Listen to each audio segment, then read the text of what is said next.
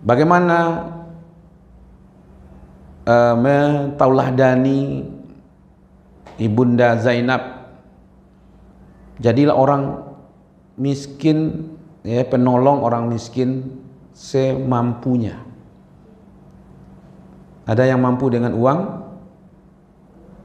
bantu dengan uang. Ada yang mampu dengan makanan, mampu dengan makanan. Ada yang mampu dengan tenaga, maka bantulah dengan tenaga. Atau minimal keprihatinan, kepedulian, kasih sayang, perhatian itu juga cukup. Supaya kita tidak mau tahu saya gitu. Ya kan? Saya tadi ditelepon sama seorang ibu, seorang jemaah. Ustaz, saya mau berbuat untuk saudara kita yang kena banjir.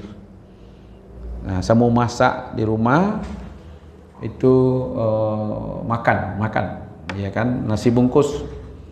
Bisa enggak Ustaz bagikan kepada orang yang korban? Bisa.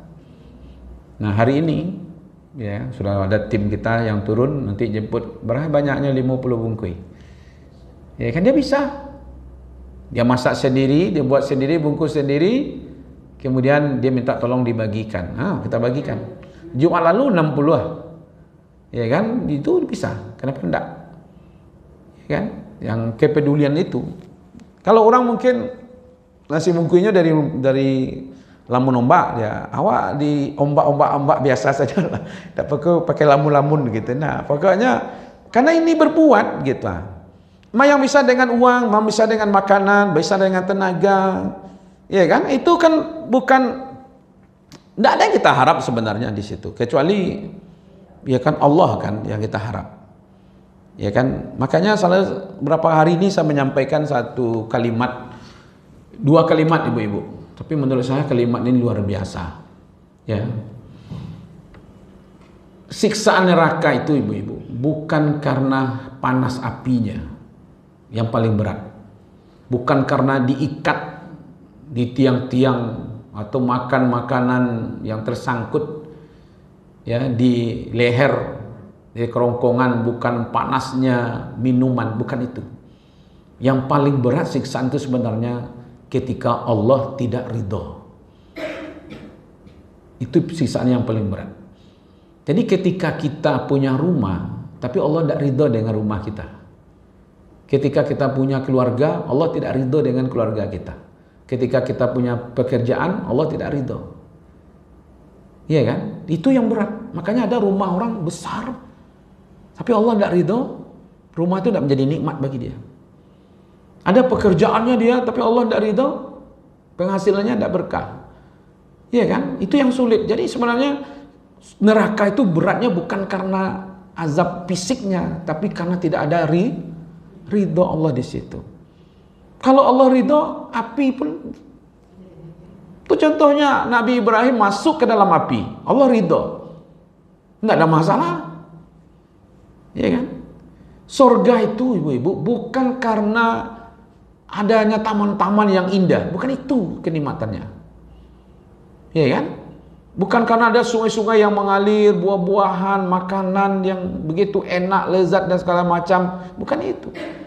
Kenikmatan di surga itu karena di situ ada ridho Allah. Kalau ada di rumah kita walaupun sempit, karena Allah ridho, di situ ada kebahagiaan. Walaupun makanan kita biasa-biasa saja, tapi karena Allah ridho di situ ada kenikmatan. Jadi yang kita cari itu sebenarnya ridho Allah. Jadi tersiksa atau bahagia tergantung Allah ridho atau tidak ridho. Walaupun di istana, tapi Allah tidak ridho, banyak yang hancur, ya kan? Makanya saya tidak tahu bu, yang menggendong bahri itu mau cari ridho Allah, itu ridho siapa itu tidak tahu juga kita kan. Tapi yang jelas kalau Allah ridho, ketika Nabi Musa berhadapan dengan laut, di belakangnya Fir'aun dan bala tentaranya, tapi Allah ridho, dibelah oleh Allah laut itu. Tapi kalau Allah tidak ridho, perumahan awak dibalahnya oleh Allah. Betul tak? Kadang lagi nama anak Ridho kan. Tapi narkoba dia kan. Jadi kalau Nabi Musa walaupun berhadapan dengan kamah lo pikiran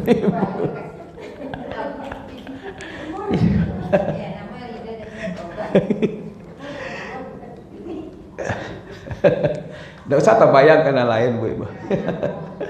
Jadi Nabi Musa laut di depannya. Kalau Allah ridho, laut itu dibelahnya. Kalau Allah tidak ridho, rumah kita yang dibelahnya, Bu. Ya kan? Kan kondisi seperti itu. Ya kan? Nah, itu nampaknya yang poin pentingnya di situ. Jadi nikmat atau sengsara itu berdasarkan kepada ridho Allah. Maka yang kita cari itu apa saja lah Ibu-ibu. Apa dengan barang-barang mewah kita dapat ridho Allah? Enggak. Ternyata dengan apa yang kita berikan, tapi rutin. Nah, nampak di sini rahasianya. Jadi kalau mau membantu orang, biarlah banyak Bu asal rutin. Setuju? Setuju? Biarlah banyak, tapi rutin gitu. Ya daripada seketek tapi sekali loh gitu. Nah, ya ini dia. Jadilah penolong orang-orang miskin yang susah, yang duafa semampunya. Dengan uangkah, dengan makanankah, tenaga, atau sekedar perhatian minimal, kepedulian gitu. Kalau dia dapat musibah tuh datang ikut, ya kan? Aku terasa begini, ada jemaah kita yang sakit, alhamdulillah ada sembuh ya keduanya. Yang menarik adalah itu, pengen mencalik takaji saya Pak Ji tu. Udah Ustaz ya, mencalik wajah Ustaz tu tiba siku tu lampir sembuh rasa walaupun belum sembuh. Tapi ada ungkapan seperti itu. Kadang-kadang tidak bawa apa-apa pun sebenarnya Ibu. Dalam Islam tu memang tidak peduli bawa apanya sebenarnya. Datang itu bagian dari kepedulian kita. Desagan wak payah itu. Kadang baju saja jadi penghalang lah tu Pak. Ya nak, di bajuku HP baralik sagan lah tu. Ya kan, bukan masalah baju. Awak kan sebenarnya awak saban lempai baralik tu awak peduli pada diri awak sebenarnya Bu. Ya tak? Awak nak perhatian sebenarnya ndak orang. Itu. Tapi kan jadi penghalang gitu ya kan? Gara-gara tadi itu awak ingin tampilan awak. Jadi sebenarnya kita justru lebih banyak memperhatikan diri kita dibandingkan orang lain. Yang penting baju itu lain menutup aurat, lain tidak transparan, lain tidak ketat, lain nak menjolok, itu aja yang penting. Ya kan? Aku kan jadi penghalang, tidak jadi pahi. Mencari orang sakit tidak jadi. Ada alasannya. Sama aja jemaah awak tu kadang-kadang tu, Bu baca Quran Bu, di kacamata tinggal sekali kacamata kadang-kadang ya. Kadang begitu pada alasannya, ya kan? Membiasakan memberi secara rutin itu ya. Kecil terus menerus itu lebih dicintai, ya kan? Nah, dia itu menjadilah penyokong orang-orang yang lemah dan anak-anak yatim. Menguatkan yang lemah adalah sunnahnya para sahabat dan Nabi Muhammad SAW. Itu yang penting. Bangun jiwa lembut dan peka terhadap orang lain. Itu yang penting. Jangan menunggu kaya untuk bersedekah. Jadi Ibunda Zainab membuktikan bahwa yang paling mulia, yang paling peduli, bukan yang paling mampu. Ya kan? Kemuliaan itulah satu di antaranya dikaruniai seorang suami selevel Rasulullah sallallahu alaihi wasallam.